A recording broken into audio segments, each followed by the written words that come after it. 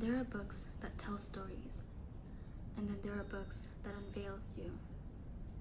The Hour of the Star is not something I read, it's something that reads me, word by word, as if Clarice herself were unwrapping the layers I had long forgotten to feel. To read Clarice Lispector is to surrender logic for feeling, to allow the self to be dissected with gentleness and cruelty. The Hour of the Star is not about death or identity. It is about existence in between, in that fragile hour where one becomes aware of their own becoming.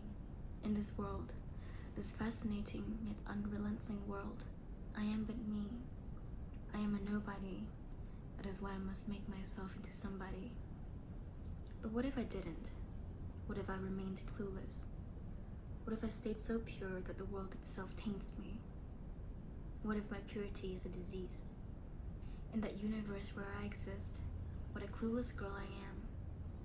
It's this cluelessness, I suppose, that makes me unconscious of myself, and therefore makes me special in the way no one else could ever be. I should remain so oblivious that I am happy, clueless of myself, that is. Yet the world still lives inside my head. I observe people. They are as clueless and obnoxious as people think me to be. I notice their patterns, strange, relentless souls who fight back with admirable strength.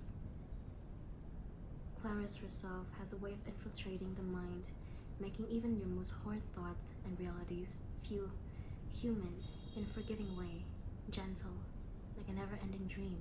Where I am, what a girl, ugly, beyond saving. My hour, 60 minutes of being a star, finally. And as I drift away into this abyss of profoundness, this interlude of my youth, I feel like a star.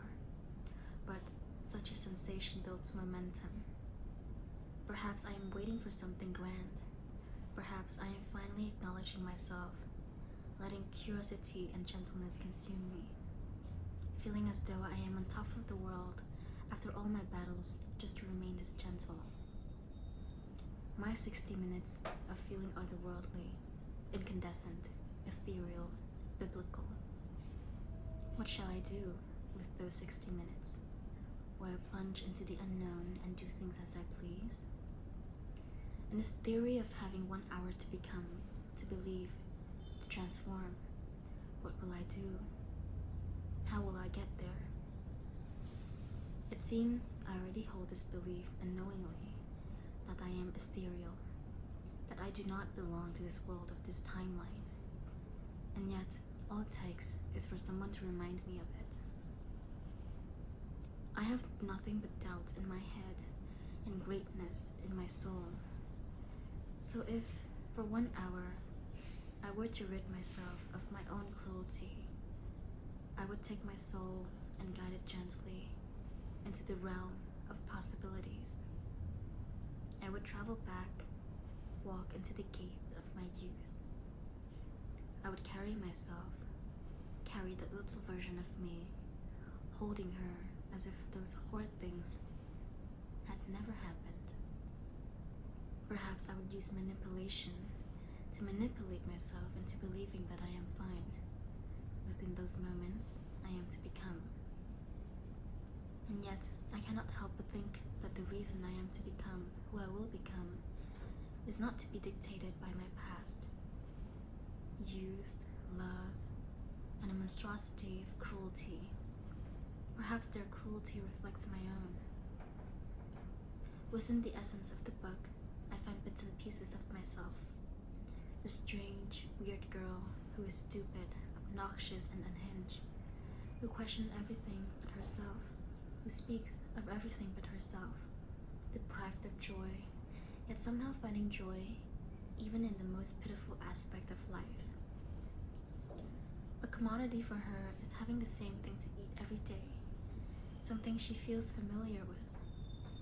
And if I had 1 hour before my death, if I were this clueless girl living in a world where purity taints others, where they view it as sickness, and all my final moments led to my grand demise, and yet in those last moments, I felt extravagant joy, the drive to live as though I were finally starting to. What if my death were the beginning of my life?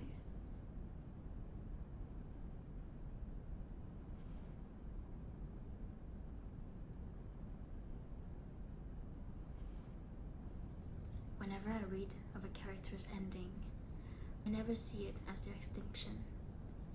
I take it as a form of rebirth. It's gratifying to create my own stories within the lines, to read the book as if it were my own diary, because these are not just stories. I am the reader as much as I am being read. Within those 60 minutes, I shall do what I have already done, but see it differently. Perhaps that would make me more impatient, more alive, and there's nothing more gratifying than that, to experience the world, finally. I would lead myself into my own mind, using my deformed philosophy and rebuilding it into a straight line. Regret and resentment, who no longer exist within my encyclopedia. Up until the end, where everybody treats her purity as a sickness, treating her as if she taints the world. She never lost it, that innocence of hers, that seemed almost obnoxious to look at. But she never lost it. And why should she?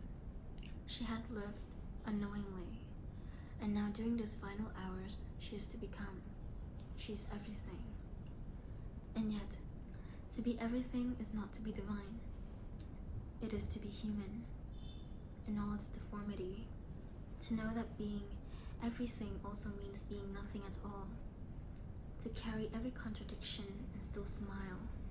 To walk through the world invisible and illuminated at once, as though existence itself were an act of quiet rebellion. I think often about what it means to become. People speak of becoming as though it were a promise, but perhaps becoming is not a movement forward. Perhaps it is the gentle circling back towards the self we abandon in order to survive.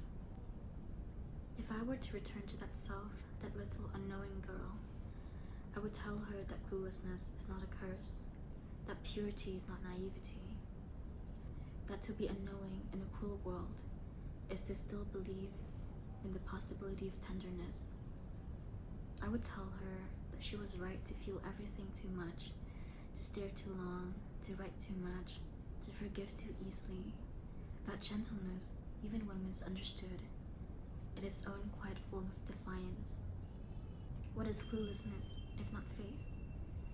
Faith that things still might hold meaning, even when the reason says they do not. Perhaps that is what Clarice meant when she wrote about that little girl. Not one of weakness, but a girl of persistence. A being who endures not through intellect, but through being. She does not conquer life, she continues it. She is not aware of her own grace, and that is precisely why she is grace. And so am I. So are we, the readers who see ourselves mirrored in her ignorance, in her stillness, in her quiet absurdity. We too are unfinished being waiting to be translated into meaning. Maybe the tragedy of life is not in dying, but in forgetting that we are alive. The cruelty of the world lies in convincing us that to be clueless is to be lesser, when in truth it is to be closer to wonder. If I had those 60 minutes, those fleeting fragile minutes of being a star, I would not spend them trying to become anybody else. I would sit by a window, perhaps, and watch how the light moves across the room. I would breathe and remember that to exist at all is extraordinary, that life is extravagant. Maybe I would write, maybe I would say nothing, maybe I would just feel, in that raw, human way that Clarice makes you feel. Because the hour of the star isn't about fame, or brilliance, or grandeur. It is about the tender, trembling act of noticing. That is the most sacred hour of all. And when the hour ends, and the light dissolves, that too is a kind of glory. For in those 60 minutes, however impermanent, I was everything. The star, the girl, the dying, and the divine. I was, and that was enough.